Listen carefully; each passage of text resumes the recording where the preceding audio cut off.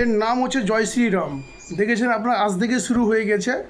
প্রায় 500 550 ওষুধের দাম বৃদ্ধি করলো এবং টুল ট্যাক্সও বৃদ্ধি করা হলো।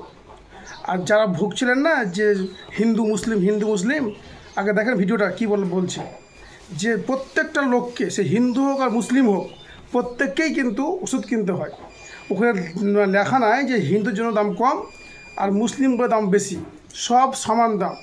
আর যারা ভুগছিলেন, খুব ধর্ম নিয়ে রাজনীতি করছিলেন, আপনাদের বলছি, আপনারা দেখেন ভিডিওটা, তারপরে দেখবেন যে আপনি কাকে ভোট দিবেন আর কাকে দিবেন না, আর কে হিন্দু আর কে মুসলিম, এটা আপনি বুঝতে পারবেন। আমি এই পর্বে আলোচনাটা শুরুতে উদ্বেগের সঙ্গে দেখাতে চাইছি এই কারণ আগামীকাল 1 এপ্রিল থেকে প্রায় 750টি ওষুধের দাম বাড়তে চলেছে, যার মধ্যে নিত্য প্রয়োজনীয় প্যারাসিটামল থেকে শুরু করে ক্যান্সারের ওষুধ পর্যন্ত রয়েছে। শুরুতে প্রতিবেদন আকারে দেখাবো এই তালিকায় কোন কোন ওষুধ রয়েছে এবং কেন তা আমার আপনার মতন সাধারণ মানুষের পক্ষে উদ্বেগের বিষয়, কপালে চিন্তার ভাঁজ পড়তে বাধ্য।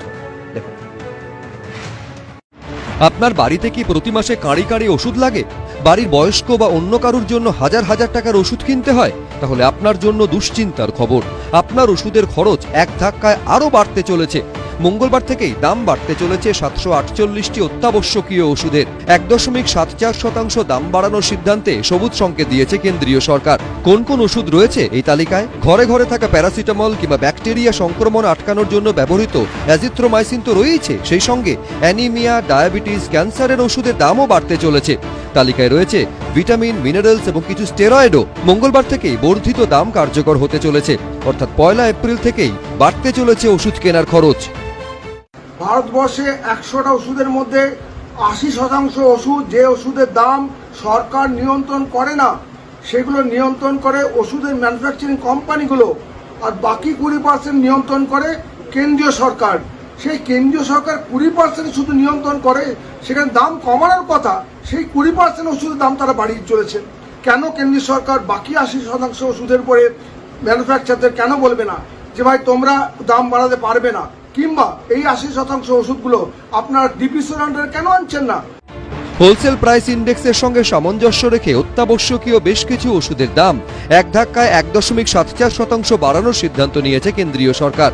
ন্যাশনাল ফার্মাসিউটিক্যাল প্রাইসিং অথরিটি অর্থাৎ এনপিপি এর তরফে এমআরপির ঊর্ধ্বসীমা জানিয়ে দেওয়া হয়েছে। ফলে কেন্দ্রীয় সরকারের থেকে দাম বাড়ানোর জন্য আর আলাদা করে অনুমতি নিতে হবে না ওষুধ সংস্থাগুলোকে।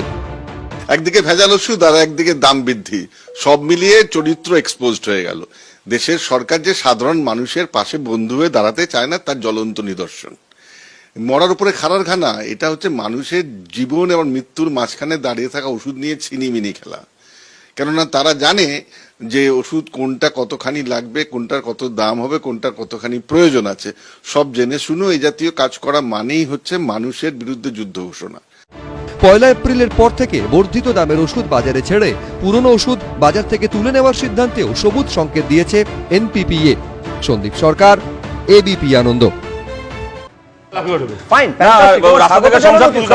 যে কটা এখন জেলে আছে, জেলেও বিরাট তুলকালাম করবে। আমি কতগুলো কথা বলি দেবেন বাবু, আপনি আর যাই হোক ইলেকট্রাল বন্ড নিয়ে আপনি বলবেন এটা ঝালকা চেপে যান, আমি বলছি ওটা।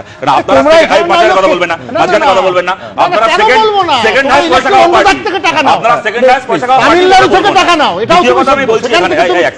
প্রফেসর মানুষ এরকম সামনে দেখে নাও, প্রফেসর মানুষ এরকম করতে নেই। দ্বিতীয় কথা হচ্ছে, আমি সজলদাকে বলি, আমি সজলদার নিশ্চয়ই আন্তরিকভাবে বলেছে দামটা কমলে ভালো হয়, নিশ্চয়ই একটা সাধারণ পরিবারের মানুষ ও নিশ্চয়ই এটা আন্তরিক। কিন্তু আমি বলছি যে জাল ওষুধের সমস্যাটা একমাত্র রাজ্য সরকার না। রাজ্য সরকার তো পয়সা খেয়ে তৃণমূল জাল ওষুধ মানুষকে শরীরে স্যালাইন ঢুকিয়ে মেরে ফেলেছে, আমরা সবাই জানি। কিন্তু বলছি গুজরাটে টরেন্ট ফার্মা 77.77 কোটি টাকা দিয়েছিল ইলেকট্রাল বন্ডে বিজেপিকে, তার ওষুধ জাল লিস্টেড হয়ে গেছে। জাইডাস হেলথ কেয়ার 29 কোটি টাকা দিয়েছিল বিজেপিকে ইলেকট্রাল বন্ডে, তার ওষুধ জাল হয়ে গেছে। এইবার আমি বলছি বাম আমলে চিকিৎসা ব্যবস্থা বাম আমলে তাই নিয়ে আলোচনা হয়েছে। এবার আমি এই আমল বলতে গেলে আমি এইবার মুশকিলটা কি হচ্ছে জানো তো? ধরো আমি আজকে আমরা 1 ঘন্টা এবিপি আনন্দে আলোচনা করছি, কেমন, যেটাকে নিয়ে আমরা বারবার করে আলোচনা করছিলাম যে কেন ধর্ম নিয়ে রাজনীতি। দেখো 1 ঘন্টা মন্দির মসজিদ করতে হলে 15 মিনিট বিজেপির এই দুর্নীতি বলছে হিন্দু জাগো, হিন্দু জাগো, হিন্দু জেগে উঠে এখন বর্ধিত দামে ওষুধ কিনতে হবে, হিন্দু মরে যাবে, ঘুমানো তো পরের কথা, হিন্দু মরে যাবে, কেন ওষুধটা কিনতে পারবে না। মোদি ওষুধের দাম বাড়িয়েছে। আমরা ইলেকট্রাল বন্ড নিয়ে এটা বলেছিলাম, কোটি কোটি টাকা ইলেকট্রাল বন্ডের টাকা কার থেকে নেওয়া হচ্ছে কেউ জানতে পারছে না। তারপরে কি দেখা গেল, শতরূপ, আমি তোমার কাছে আসছি। যে প্রশ্ন দেবনারায়ণ সরকারের কাছে ছিল, 1 সেকেন্ড, আমার সেই প্রশ্ন সিপিআইএম এর প্রতিনিধি শতরূপ ঘোষের কাছেও, যে কেন্দ্রের বিরুদ্ধে তার মানে কাল থেকে তোমরা রাস্তায় নামবে।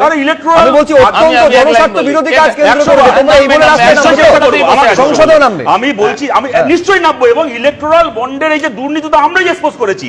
35টা কোম্পানি যারা মোট 945 কোটি টাকা ইলেকট্রাল বন্ডে দিয়েছে, ওষুধ কোম্পানি, তাদের জন্য তাকিয়ে এখন আপনি বলুন আমাকে। আমি প্রথমে কিন্তু বলেছি এটা সজলদা নিশ্চয়ই আন্তরিকভাবে চায় দামটা কমলে ভালো হয়, কিন্তু মোদি এখন সজলদার অনুরোধ রাখবে নাকি 945 কোটি টাকা যাদের কাছ থেকে খেয়েছে সেই ওষুধ কোম্পানির অনুরোধ রাখবে? আমরা পরিষ্কার সজলকে একটা ভুল শুধরে দিই, জাইডাস একটা কোম্পানি, সেই কোম্পানির সেই ওষুধের জাল করাটা যারা করেছে সেটা জাইডাস করেনি। আমি বলছি 200, এটা সমস্যা, আমি তো আগেই বলেছি 248টা ওষুধ ব্যান করেছে কেন্দ্রীয় সরকার, বড় বড় কোম্পানি, যাদের ওই ইলেকট্রনিক 2021 এ জাইডাসের রেমডেসিভির মেডিসিন ব্যান হয়েছে। এই যে 2021 এ জাইডাসের রেমডেসিভির ওষুধের ব্যান হয়েছে। তুমি মিথ্যা কথা বলছো, কেন বাজে কথা বলছো?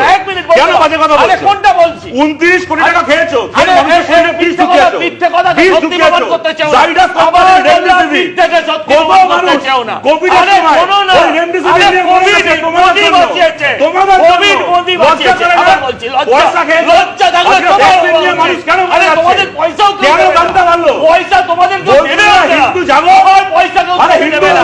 আবার বলছি হিন্দু পয়সা তোমাদের দেবে না। আমি দুজনের কাছে আমি একটু পৃথ্বী বসুর কাছে